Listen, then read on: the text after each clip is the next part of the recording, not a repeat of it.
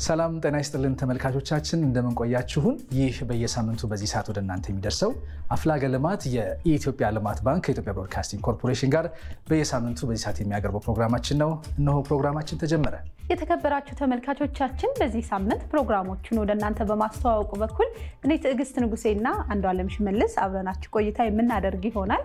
እንግዲህ በዚህም ሳምንት መርሃ ግብራችን በርካታ ዝግጅቶችን አካተናል። አንዷለም እንግዲህ ዛሬ ያዝናቸው መርሃ ግብሮች ለተመልካቾቻችን አስተዋውቀልን። አዎ በቀዳሚነት የምንመለከተው የአፍላገ ልማት ምጥን መረጃ ነው። እሱን ተከትሎ በአትክልትና ፍራፍሬ እንዲሁም በአበባ ዘርፍ የኢትዮጵያ ልማት ባንክ እየሰራቸው ያሉ ስራዎችን የምንቃኝበት ዝግጅትም አለ። በየሳምንቱ ወደ ተመልካቾቻችን ሁሌ የምናደርሰው ድራማም ሰዓቱን ጠብቆ በስተመጨረሻ ወደ እናንተ የሚደርስ ይሆናል። አብራችሁ እንድትሆኑ ከወዲሁ እንጋብዛለን። እንግዲህ ተመልካቾቻችን በቀዳሚነት ወደ እናንተ የምናደርሰው አፍላገ ልማት ምጥን መረጃችንን ይሆናል። እሱን ተከታትለን ተመልሰን እንገናኛለን። አብራችሁን ቆዩ።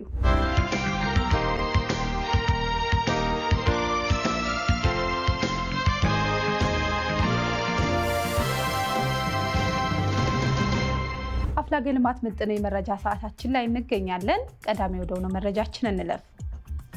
የኢትዮጵያ ልማት ባንክና ፐርፐዝ ብላክ በጋራ ለመስራት የሚያስችላቸውን የመግባቢያ ሰነድ ስምምነት ተፈራረሙ።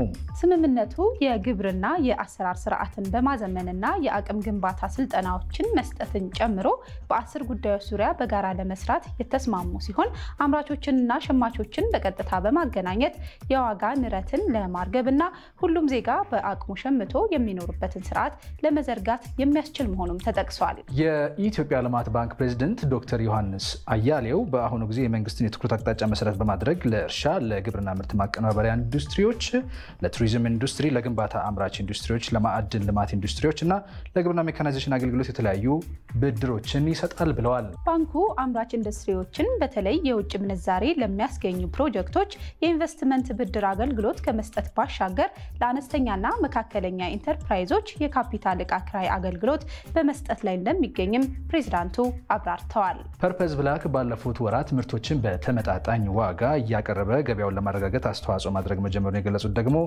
የፐርፐዝ ብላክ ኢትዮጵያ ዋና ስራ አስፈጻሚ ዶክተር ፍስሐ እሸቱ ናቸው።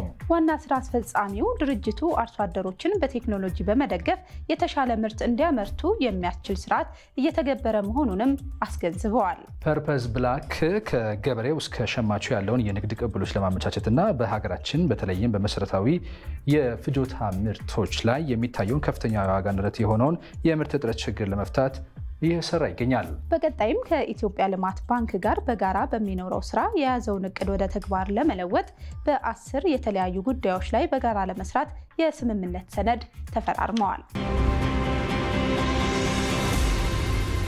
ኢትዮጵያ ባለፉት 5 ወራት ለውጭ ገበያ ካቀረበችው የቡና ምርት ከ615 ሚሊዮን ዶላር በላይ ገቢ አገኘች። የኢትዮጵያ ቡናና ሻይ ባለስልጣን እንዳስታወቀው ገቢው የተገኘው ከ109 ሺህ ቶን በላይ ቡና ለውጭ ገበያ በማቅረብ ነው። የባለስልጣኑ ምክትል ዋና ዳይሬክተርና የግብይት ዘርፍ ኃላፊ ሻፊ ኡመር እንደተናገሩት ገቢው ከባለፈው ዓመት ተመሳሳይ ወቅት ጋር ሲነጻጸር በ100 ሚሊዮን ዶላር ብልጫ አለው።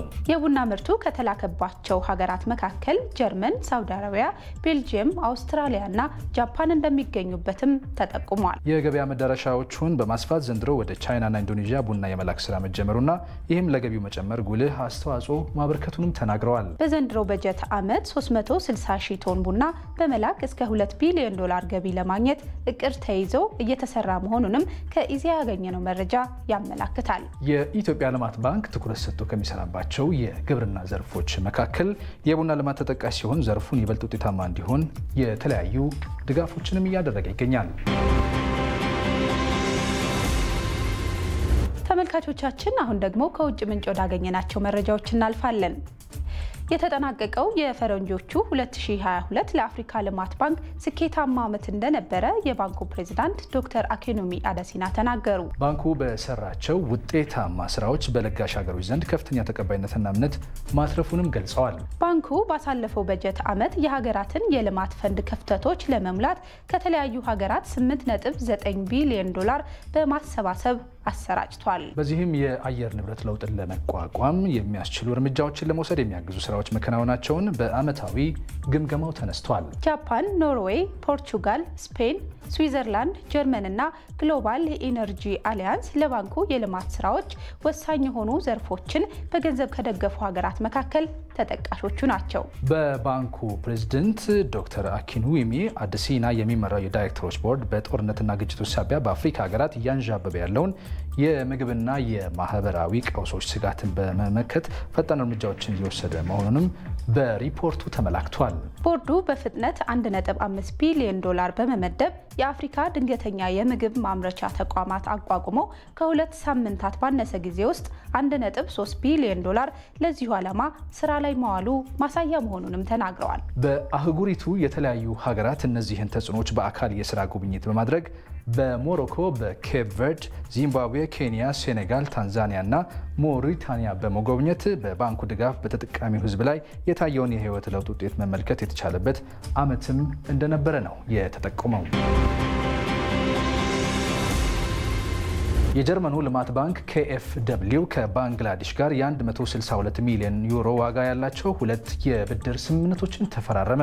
ብድሩ በባንግላዴሽ ከፍተኛ ኃይል የሚጠቀሙ ኢንዱስትሪዎችን የኃይል አጠቃቀም በማሻሻል የኃይል ብክነትን ለማስቀረት ለሚተገበር ፕሮጀክት የሚውል ነው። ስምምነቱን የተፈራረሙት የKfW ተቀዳሚ ምክትል ፕሬዝዳንትና የደቡብ እስያ ዳይሬክተር ካሮሊን ጋስነር እንዲሁም የባንግላዴሽ የፋይናንስ ሚኒስቴር የኢኮኖሚ ግንኙነት ኃላፊ ሸሪፍ ካን ናቸው። የኢንዱስትሪዎች ከብክነት የጸዳ የኃይል አጠቃቀም የሚል መጠሪያ ያለው ፕሮጀክት ከፍተኛ መጠን ያለው ኃይል የሚጠቀሙ ኢንዱስትሪዎች ማሽነሪዎችን በመቀየርና አሰራራቸውን ማዘመን እንዲችሉ ብድር የሚቀርብበት ነው። KfW ለኃይል ቁጠባው ዘርፍ የሚውል ብድር ለማቅረብ ከገባው የብድር ስምምነት በተጨማሪ የ19.5 ሚሊዮን ዩሮ ድጋፍም ለዘርፉ ስራ መሳካት ማበርከቱን ከቲቢኤስ ኒውስ ድረገጽ ያገኘነው መረጃ ያመለክታል።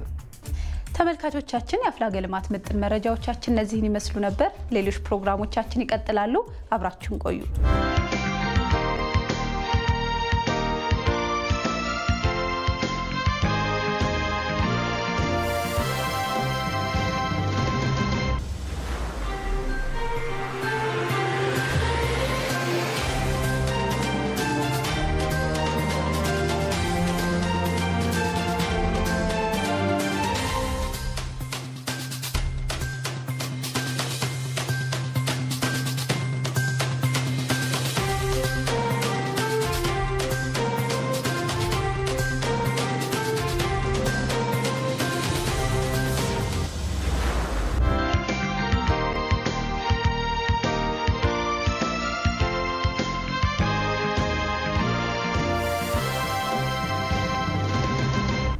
ተመልካቾቻችን አብሮነታችሁ ከኛ ጋር ስለሆነ ከልብ እናመሰግናለን።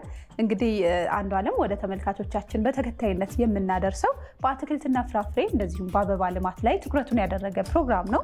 እሱም ፕሮግራም እንግዲህ ወደ ተመልካቾች እናደርሳለን። እንግዲህ በአትክልትና ፍራፍሬ እንዲሁም በአበባ ዘርፍ በጥቅሉም ሆርቲካልቸር በመንነው ዘርፍ የኢትዮጵያ ልማት ባንክ ትኩረት ሰጥቶ የተለያዩ ድጋፎችን የሚያደርግበት ዘርፍ ነው።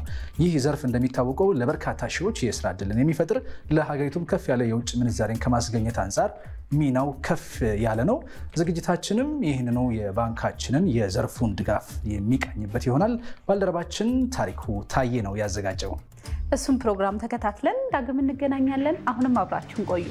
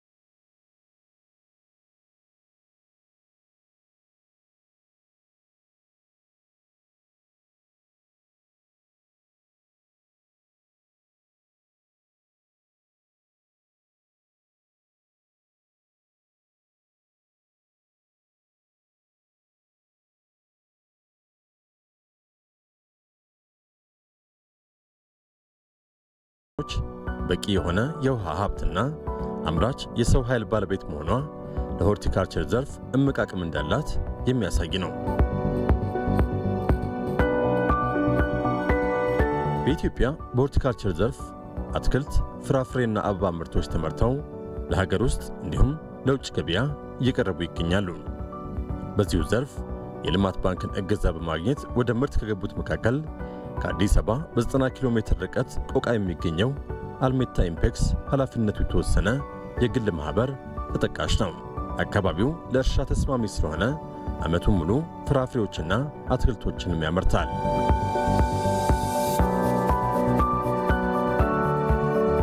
አልሜታ ወደ እርሻው ከመምጣቱ በፊት በተለያዩ የኢምፖርት ስራዎች ላይ ነበረ የቆየው።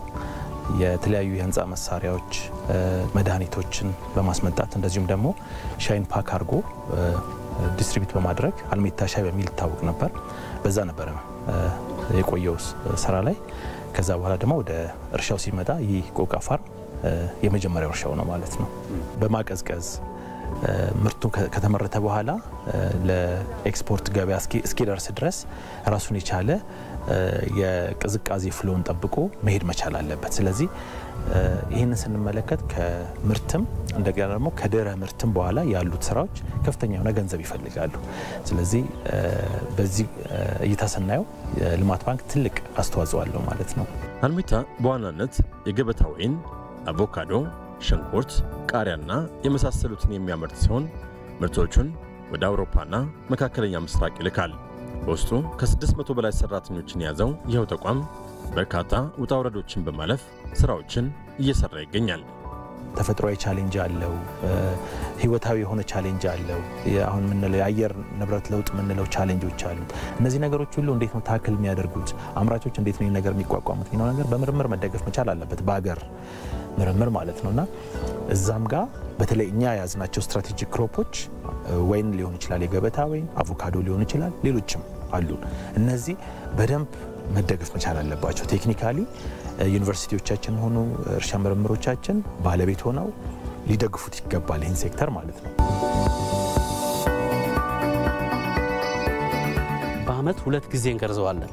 በደንብ የሚሰጠው የበጋው አሁን የምንገርዘው ጥር ላይ ጥሩ ምርት ይሰጠናል ማለት ነው። ጥር ላይ የምንገርዘው ግን የተወሰነ ምርት እንዲሰጠን አድርገን ክረምቱን ለበጋው እንዲሰጠን ማዘጋጀት ነው። በ6 ዓመት በ8 ዓመት የሚደርስ ተክል ነው። ስለዚህ ያ አንድ እንትን ነው። ሌላ እኛ ሀገር ውስጥ ወይን በሰክሰስፉል የሆነው አልሜታ ብቻ ነው፣ እዚህ ብቻ ነው ያለው። የገበታ ወይን የሚባል ከሌላ ሀገር ኢምፖርት ተደርጎ ነው በየሱፐር ማርኬቱ የሚገኘው። ስለዚህ ያንን ራሱ የመተካት እቅድ ነው ያለን፣ እየሆነም ነው ያለው። ስለዚህ ያ አንድ ነገር ነው።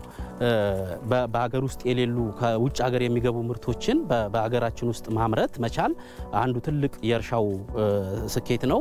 ለሀገሪቷም ከውጭ ምንዛሬ ከማዳር አንጻር እጅግ ጠቃሚ ነው ብዬ ነው የማስበው። ስለዚህ ይሄ ችግኙ ከውጭ ቢመጣም ምርቱን እዚህ እናመርታለን። ባለሙያዎቹ ብዙዎቹ ሰልጥነዋል፣ ባለሙያዎቹ አሉን ምርቱ። ስለዚህ ከሀገር ውስጥ አልፈን ኤክስፖርት እናደርገዋለን ማለት ነው። ወይ ኢትዮጵያ ከፍተኛውን የውጭ ምንዛሪ ገቢ የምታገኘው በዋናነት ከግብርናው ዘርፍ ነው። ከዚህ ውስጥ ቡና ቀዳሚው ሲሆን ከቡና ቀጥሎ ለሀገራችን ኢኮኖሚ ከፍተኛው ሚና ከሚጫወቱት መካከል የአበባ አትክልትና ፍራፍሬ ዘርፉ ተጠቃሽ ነው። ዘርፉ በባህሪው በርካታ የሰው ኃይል የሚጠቀም በመሆኑ በርካቶች በዚሁ ዘርፍ በመሳተፍ ራሳቸውንም ሀገርንም ይጠቀሙ ይገኛሉ።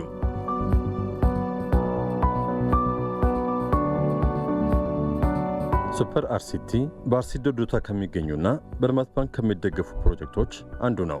ከዚህ ቀደም በአበባ ምርት ላይ ይሳተፍ የነበረው ተቋሙ አሁን ላይ ፎሶሊያና ሌሎች አትክልቶችን ያመርታል፣ ወደ ውጭም ይልካል። እንግዲህ ሱፐር አርሲቲ ቆይቷል የተመሰረተው ወደ 80 ሚሊዮን ብር ከብድር ጋራ በ80 ሚሊዮን ብር ነው የተመሰረተው።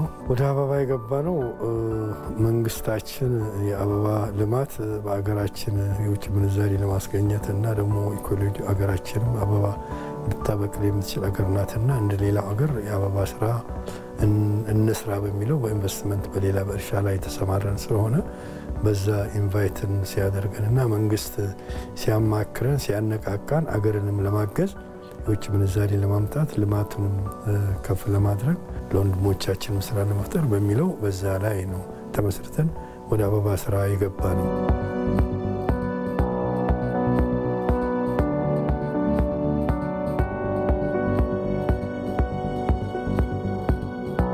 በትኩረት የምንሰራው ፎሶሊያ ነው ኤክስፖርት የምናደርገው እና ለሮቴሽን የአገር ውስጥ ቬጂቴብል አትክልቶች እናመርታለን። እነሱም ቲማቲም፣ ቃሪያ፣ ሞር ስኳሽ፣ ኩከምበር የሚባሉ እና ስዊት ፔፐሮች እናመርታለን። እኚህን ተቋም ውስጥ ካሉ እርሻው ውስጥ ካሉ ሰብሎች ውስጥ ወደ የዘር በቆሎ ማባዛቱ ዘንድሮ ገብተናል። የዘር በቆሎ ምርጥ ዘር በቆሎ ማባዛት ለገበሬው ለማሰራጨት ሞር እየሰራ ነው። ከሰራተኛ ጋር ተያይዞ በእኛ ድርጅት ውስጥ ወደ 280 የሚያህል ሰራተኛ የቀን ሰራተኞች አሉ። እነሱን ሰራተኞች ጠቅመው እስከ ቤተሰባቸው ድረስ ወደ ጥቅም ውስጥ ይገባሉ እና የስራ እድል ያላገኙ ሰዎችን ሞር ማስታወቂያ እያወጣን የአካባቢውን ሰው ተጠቃሚ እያደረግን የስራ ፈጠራችንን ሞር ኤክስቴንድ በምናደርጋቸው እርሻዎች እየጨመርን ነው። የሰው ኃይላችንን እያያዝን ነው ወደኛ ማለት ነው። ሞር ከሀገር አንጻር ደግሞ ኤክስፖርት የምናደርገው ምርት የውጭ ሀገር ምንዛሬ ወደ ሀገራችን የማስገባትና ከምናመርታቸው ምርቶችን ወደ አውሮፓ የምንልካቸው ምርቶች ሞር ከሀገር ጋር ተያይዞ የውጭ ሀገር እቃ ገቢ ኢንፑቶችን ከማስገባት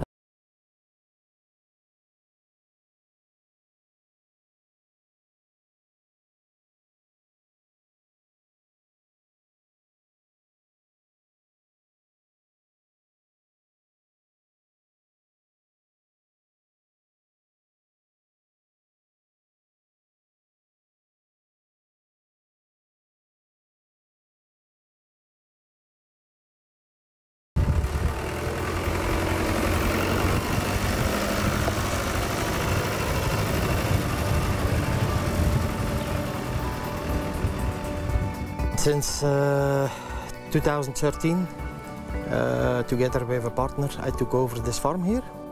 ከ2013 ጀምሮ ሌላ አጋር ነበረኝ። ከሱ ነው ይህንን እርሻ የተረከብኩት። ከዛ በፊት በዚሁ አካባቢ የምርት ሙከራ እያደረግኩኝ ነበረ። ከዛም አየሩ አበባና ሌሎች አትክልቶችን ለማምረት ምቹ መሆኑን አየሁ። እናም እርሻ እየፈለግኩኝ ስለነበር ወደ ልማት ባንክ መጣሁ። ለመረከብ ቅድመ ክፍያ 25 በመቶ ከፍለን 11 ሚሊዮን ብር አካባቢ ከልማት ባንክ በመውሰድ ከራሳችን ገንዘብ ጋር አድርገን ጀምረናል። And the cash payment by ourselves. ይህ ተቋም የተቋቋመው በ2011 ዓመተ ምህረት ነው። መጀመሪያ ከህብረት ባንክ ነው የተጫረት ነው። ከዛ በኋላ ስራችንን እያሳደግን 2 እርሻዎችን ይዘናል በተለያዩ ቦታዎች። ልማት ባንክ ብቸኛው አበዳሪያችን ነው ከመጀመሪያ ጀምሮ። አሁንም ከልማት ባንክ ጋር እየሰራን ነው። የውጭ ምንዛሪ የምናገኘው ከልማት ባንክ ነው። በድጋሚ ሌላ ብድር ልንወስድ እንችላለን። ምክንያቱም ቴክኖሎጂውን በማዘመን ምርት መጨመር ስለምንፈልግ። እኔ እዚህ የገባሁት ከኦልሬዲ ትምህርቴን እንደጨረስኩኝ እዚህ ተቀጠርኩኝ። ከተቀጠርኩኝ በኋላ ደግሞ ስራው ላይ እንደ ፓካውስ ማናጀር ሆኜ እዚህ ጋር ያለውን ፋርም ፓካውስ ላይ ያለውን ፕሮሰስ ሁሉንም እየሰራው እዚህ ነው የተቀጠርኩኝ። የጀመርኩትም ከዚሁ ነው። ጥቅምም ይኑረው አይኑረው አናቅም። እዚህ ከገባን በኋላ ግን አንድ ለሰው የስራ እድል ሲከፍት፣ ሁለተኛ ለሀገሪቷ የሚከፍተው ነገር የሚያስገባው ገቢ ያንን ከዛ በኋላ እኛ ደግሞ ሰርተን እዚህ ስለተለወጠን ይሄና አበባ እንደሚጠቅም ካወቅን በኋላ እኛ ብቻ ሳይሆን ብዙዎቹ ከኛ ኋላ መጥተው የተጠቀሙ ብዙ ሰዎች ስላሉና አሁን ጥሩ ነገር አለን። ለአበባ ያለው ድርጅቱ ጥሩ አስተሳሰብ ነው ያለን።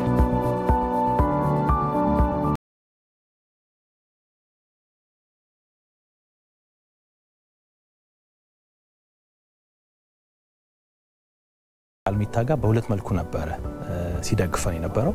አንደኛ አዲስ ኢንቨስትመንትን በፋይናንሻሊ ሰፖርት በማድረግ፣ ሁለተኛ ደግሞ በኤክስፓንሽን ስራዎቻችን ላይ እንደዚሁ ድጋፍ በመስጠት ማለት ነው እና በሁለቱም ነበር አብረን ስንሰራ የነበረው። በተለይ ደግሞ አልሚታ የተሰማራበት የስራ ዘርፍ እነዚህ ቋሚ ሰብሎችን በማምረት ስለሆነ ይህ ደግሞ በራሱ ከፍተኛ የሆነ ካፒታል ይፈልጋል።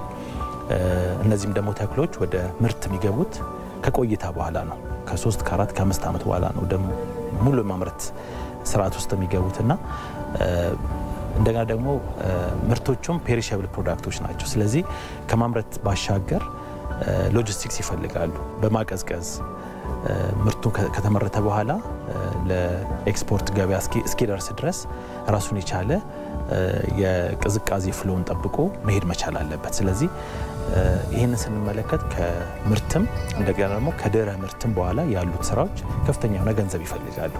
ስለዚህ በዚህ እይታ ስናየው ልማት ባንክ ትልቅ አስተዋጽኦ አለው። ገንዘብ ኢንቨስት አድርገን ፕሮጀክቱን ለውጠን ከአበባ ወደ አትክልትና ፍራፍሬ ለውጠን በሁለት ዓመት ጊዜ ውስጥ ነው አሁን ያለንበት ደረጃ።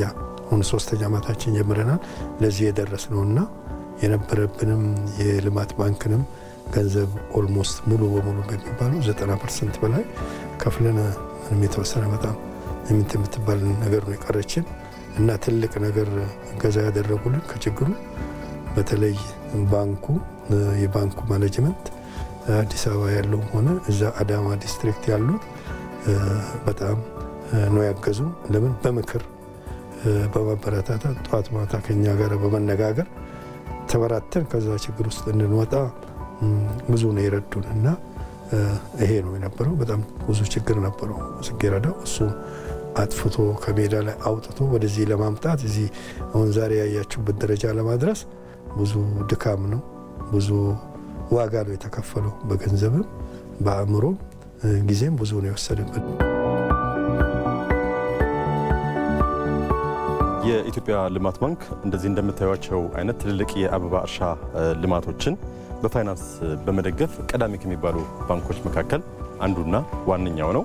እሱን ተከትሎ እንግዲህ የተለያዩ ባንኮች ወደ እነዚህ ወደ አበባ እርሻን የመደገፍ እንዲሁም ደግሞ በአጠቃላይ የእርሻ ልማቱን በገንዘብ የመደገፍ ስራዎችን እየሰሩ ይገኛሉ። እንግዲህ እነዚህ የምታያቸው አበቦች ተቀጥፈው ወደ ተለያዩ ሀገራት ወደ ውጭ ሀገራት ኤክስፖርት የሚደረጉ ናቸው።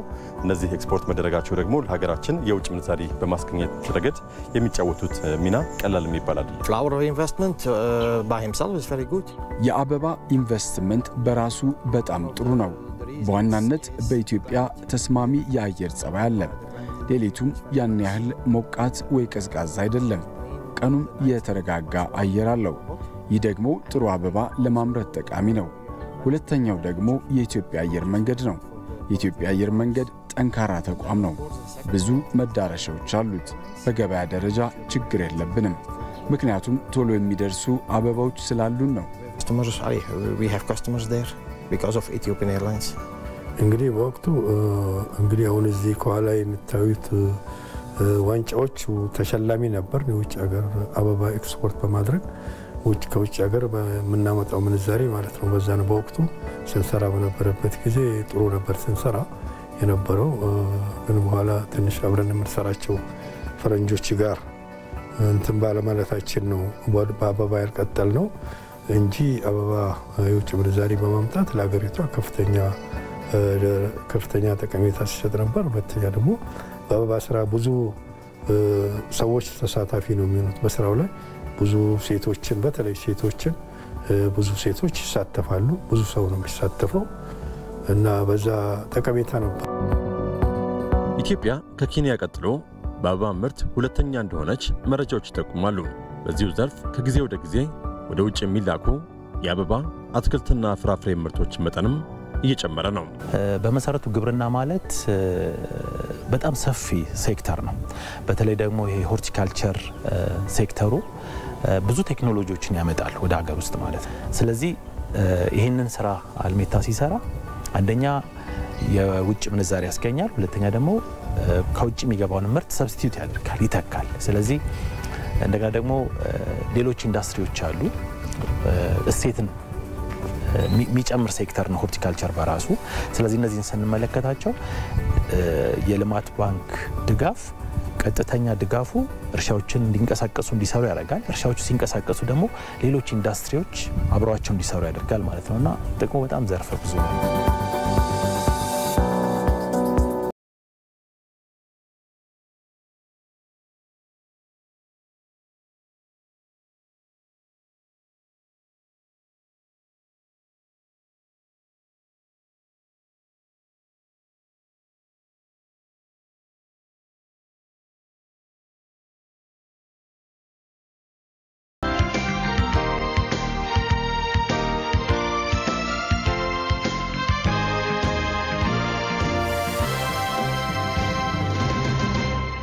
ተመልካቾቻችን አብራችሁን ስለሆናችሁ በእጅጉ እናመሰግናለን። ወደ ተከታዩ መርሃ ግብራችን ነው የምንሸጋገረው።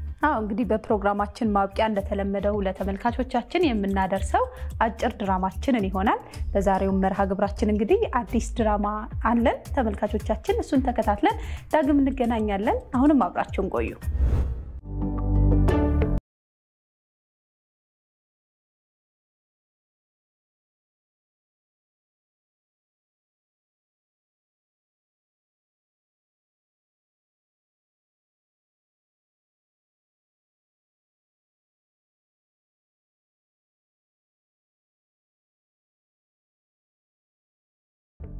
ሄሎ ዘጊ።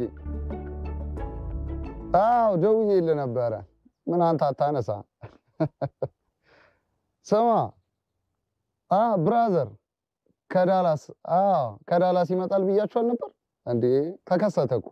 ከባይደን ኪስ ያለ $100 መስሎ አልመጣም? ስታየው ማለት ነው በቃ እዚህ ሀገር መኖር ያስጠላል። እዚህ ሀገር ምን አለኝ ነው የምትለው ብታየው። ደግሞ ማለት ነው ያመጣው የሻንጣ ብዛት ሌላውን ተወው በቃ።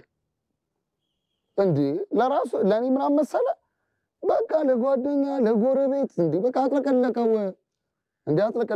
በቃ ያላመጣው የለም።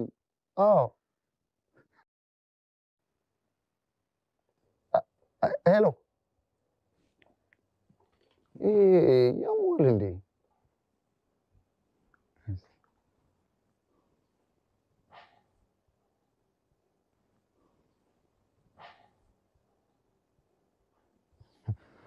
ቺማ ኮምፕናት የመቼ ኮምፕናት ቺማ አሁን ወንድሙ ስለመጣ ምናምን አንጃጀበ ምናምን ሊሉ ነው ተሰብስበው።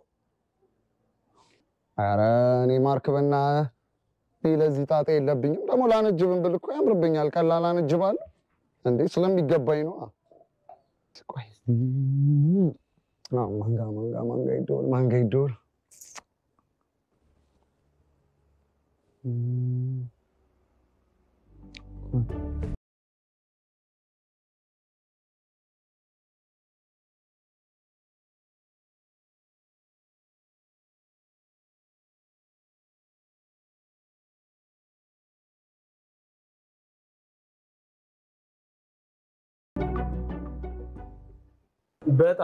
በጣም ተገርሚያለሁ ዘርጋው። ህይወት እንደዚህ ናት። ከዩኒቨርሲቲ ከወጣን በኋላ ሁላችንም ተለያየን።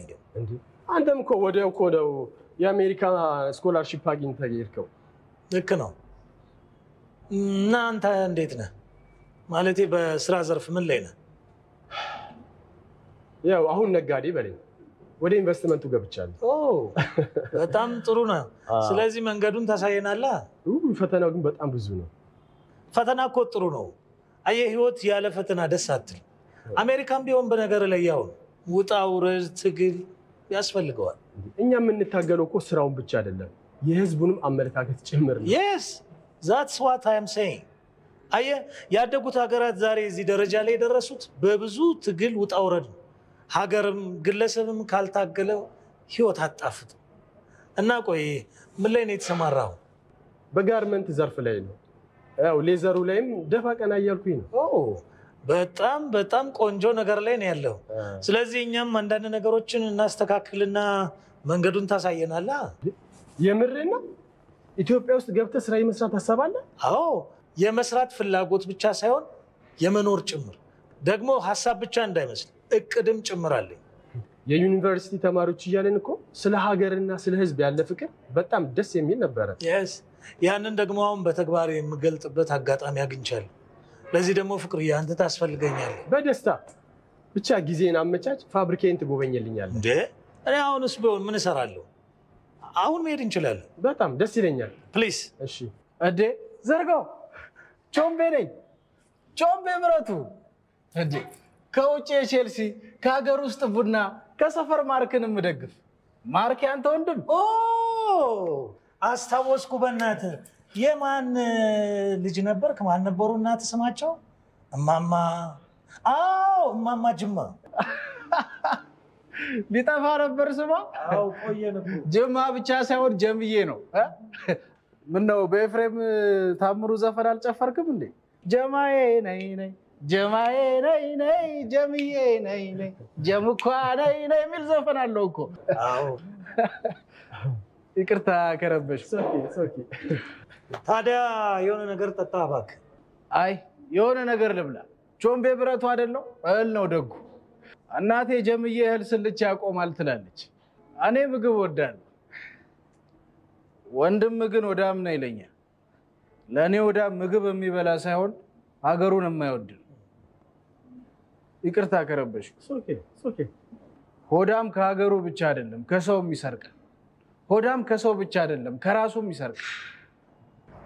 እስቲ የሆነ ነገር ውሰድቸው። ፕሊዝ። እሺ ማነሽ? ዳይ ደግሞ በረባውም ባረባውም እንዲህ ራስሽን አትጉጂ። ምን ባደርገው ነው የሚሻለኝ? በሄድኩበት በሱ ምክንያት እያፈርኩ ከሱ ጋር ጓደኝነት ልቀጥል እችላለሁ? ሩታ ስለማታውቂው ሰው እኮ አይደለም የማወራው። ለኔ ፍቅረኛ ቢሆንም ላንቺም ለተቀሩት ጓደኞቼም ጓደኛችሁ ስለሆነ ስለማርቆስ ነው የማወራው። የማርክ ጉዳይ እኮ ሁላችንም የሰለቸን ነገር ነው። ግን የሚሻለው እሱን መምከር ነው ጸባዩ እንዲለውጥ። ለምኜዋለሁ ሩታ። ማርድ ሁላችንም ስለሱ ጸባይ እናውቃለን። እኔ ግን መረረኝ። እኔ ግን ሰለቸኝ። ራሱን የማያውቅ ራሱን የማይሆን ሰው ጋር ነው የወደኩት።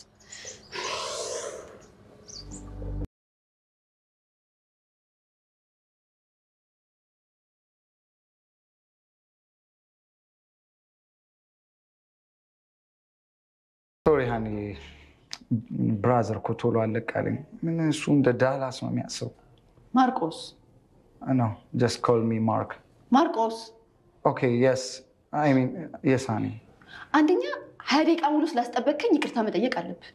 ሁለተኛ ገና ለገና ወንድሜ ከውጪ ነው የመጣው ብለህ ንግግር ሁሉ አይጨማለቅ። እንግሊዘኛ ደግሞ ወንዝ ስለማያሻግር አማርኛውን በአግባቡ ተጠቀም። ሶስተኛ just leave it. That's all. ሶስተኛ ላገኘው ሰው ሁሉ ወንድሜ ከአሜሪካ መጣ እንትን ይዞ መጣ ምናምን እያልክ ሰው ማሰልቸት የለብህም። What, Marty? ቆይ አንተ ወንድም ብቻ ነው ከአሜሪካ የመጣው? በሺዎች የሚቆጠሩ ዲያስፖራዎች እዚህ ሲርመሰመሱ ነበር። አሁንም አሉ። ልጅ ማርዲ የኔ ወንድም አሜሪካ መኖሩ ብቻ እኮ አይደለም። አሜሪካ ከሚኖሩት ራሱ አኗኗሩ የተሻለ ነው። ይሁን፣ እሱ የኛ ጉዳይ አይደለም። ኦኬ እሺ፣ አሁን ምን ይምጣልህ? ነው ብዙም አልተመቸኝም። ቆይ ግን ለምንድን ነው ይሄን ቤት የመረጥሽው? ቤቱ ምን ሆነ? ቆንጆ የባህል ቤት ነው። አልወደድኩትም። ቆይ አንተ ጉዳይ ከኔ ነው ወይስ ከቤቱ ነው? ያለብህ የውጭ አምልኮ በጸበል ካልሆነ በምንም የሚለቅ አይመስለኝም። ቅድም ተይው ጭቅጭቁና የሆነ ቆንጆ የፓሪስ ሽቶ አምጥቼልሻለሁ። ማለቴ ዛሬ አይደለም ነገ አምጣልሻለሁ። እንግዲያውስ ነገ ጠዋት ፊትህን በሱ አጠብበት። እኔ አያስፈልገኝም። ደግሞ ድጋሚ እንዳትፈልገኝ። ሰምተኛል ሃኒ።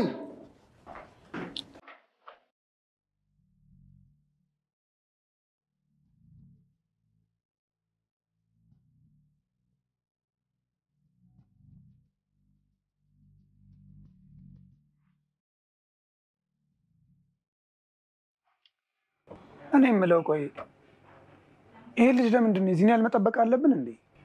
ይሄኔ በየመንገዱ እየዞረ ይሄ ልብስ ሜሪ እንትን ነው ይሄ ጫማ ሜሪ እንትን ነው እያለ ይሆናል። እንደውም ይኸውላችሁ ይሄ ከረባት ሜዲን ጃፓን ይኸውልህ ስማኝ፣ ይሄኛው ሱፍ ከነ አላባሹ ሜዲን ቱርክ ነው፣ ከነቴሬ ሜዲን ለንደን ነው፣ ጫማዬ ደግሞ ሜዲን ምንድን ነው ጣሊያን ነው። ጠፋብኝ ሀገሩ።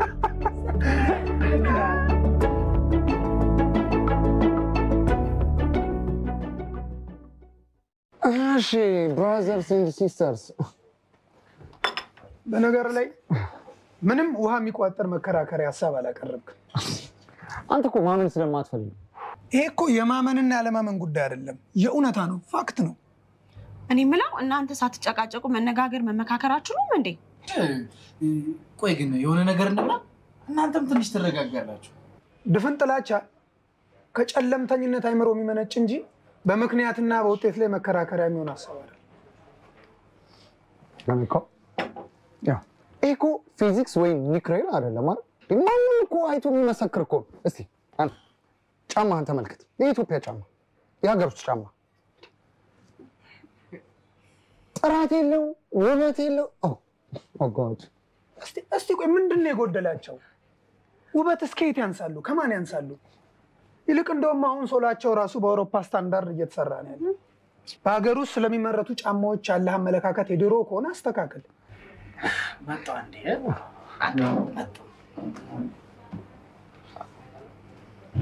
አንድ ሱሪ ገዝታችሁ በሳምንት ውስጥ ታጡት ወረቀት ነው የሚሆነው። ወረቀት አንዳንድ ሰው በዘልማድ የተነገረውን ያምናል። እኔ ልንገራችሁ መቼም አይሻሻል። መቼም አይሻሻሉ ማለት ምን ማለት ነው? እኛ ሀገር መቼም አይሻሻሉ። መቼም በቃ የሀገር ውስጥ ምርት መቼም አይሻሻል። እውነትም ድፍን ጥላቻ ነው ያለ። ቢያንስ አይተህ እንድትናገር መዝነህ እንድታወራ ነበር እየመከረህ የነበረው። ይቅርብኝ፣ የሀገር ውስጥ ጫማ ይቅርብኝ። የሀገር ውስጥ ምርት፣ የሀገር ውስጥ ጫማ ምናምን እኔ በቃ የሆነ ቅራቅንቦ ነገር ነው የሚመስለኝ። እኔ አይመችም። በጣም ያሳፍራል። እንዳንተ አይነት አስተሳሰብ ያለውን ሰው ለኔ ጓደኛ አድርጎ መቀመጥ እጅግ በጣም ያሳፍራል። ይቅርታ ብራዘር ከአሜሪካ የመጣው ሶሪ። ሄሎ ሄሎ ሄሎ ሄሎ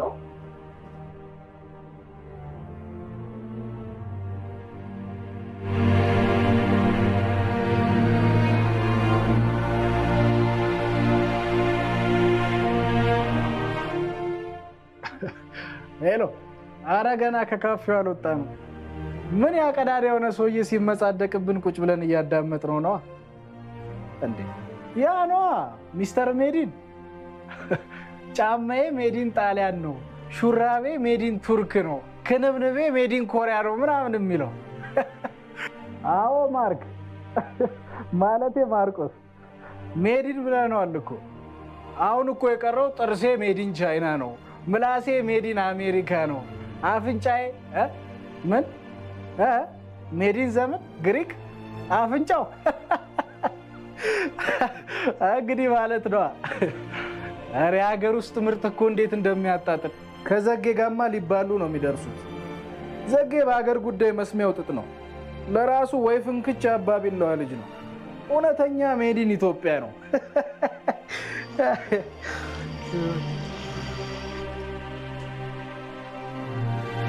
ና አንተ ጉረኛ ና።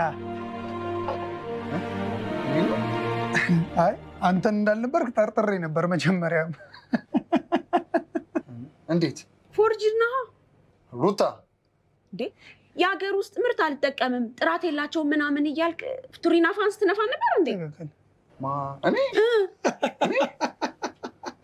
ልብስህን አየንልህ እኮ ከአሜሪካ የመጣውን። ከምን ቆዳ ነበር የተሰራው ጃኬቱ? ጠይቀው። እኔ አልገባኝም የምታወሩት። የምትመጻደቅበትን ልብስ እኮ አየንልህ። ሜዲን ምን ነበር ጃኬቱ? የኔ ጃኬት ወንድሜ ከየት ነበር አመጣው ያልከው? ከዳላስ። ዳላስ ነው። ይቅርታ ጃኬት በድንገት መሬት ወደቀ። ዘጌ ደግሞ ጥራት ያለው ጃኬት መሬት ከሚወድቅ ብሎ ሊወድቅ ነበር፣ ግን ጃኬት ቀድሞ መሬት ወደቀ። አንስቶ አራግፎ ሊያስቀምጠው አለና የተሰራበትን አገር ይቅርታ ለመጠየቅ ሲያየው ድንጋጤው እኮ እስካሁን ድረስ አለቀቀኝም። ምን ማለት ነው? የጃኬቱ ወንድሜ ከካነ ወንድሜ ከውጭ እንደመጣ ጃኬቱ ከአሜሪካን እንደገባ ነግረህናል እኮ። ካዞ ቆዳ እንደተሰራ ግን አልነገርከንም። ምን ሆናችኋል እኮ? ከአሜሪካ ብራንድ ይሁን እኮ አልተውም። ለምን ትዋለው እንዴ አንተ? ይሄ ተው። በነገር ላይ እኛ በጃኬቱ ጥራት በፍጹም አልተጠራጠርንም። ግን አንድ ነገር የእውነት ልንገርህ፣ ይህ ጃኬት ሜዲን ኢትዮጵያ። ሜዲን ኢትዮጵያ። የምትለብሰውን እንኳን አታውቅም።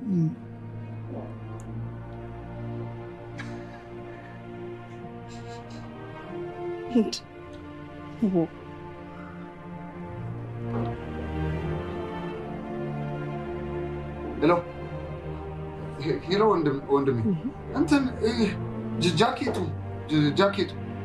ማለት ጥቁሩ ጃኬት ጥቁሩ ለእኔ ስጠኝ ጃኬት የት ሀገር ምርት ነው እኮ? ማለት የት ነው የተሰራው እኮ? ከአሜሪካ አይደል ያመጣው?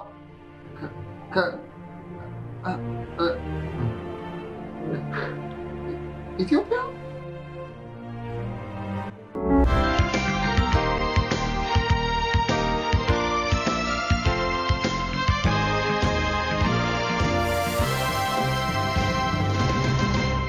ክቡራን ተመልካቾቻችን ላለፉት 40 ደቂቃ ያክል ወደ እናንተ ሲደርስ የነበረው የዚህ ሳምንት ፕሮግራማችን በዚሁ ተጠናቋል። እኔ ትዕግስት ንጉሴና አንዱ ዓለም ሽመልስ አብረናችሁ ቆይታ አድርገናል። ሳምንት በሌሎች ዝግጅቶች መልሰን እስክንገናኝ ሳምንቱ የሰላም እንዲሆንላችሁ በመመኘት ነው የምንሰናበተው። ጤና ይስጥልኝ።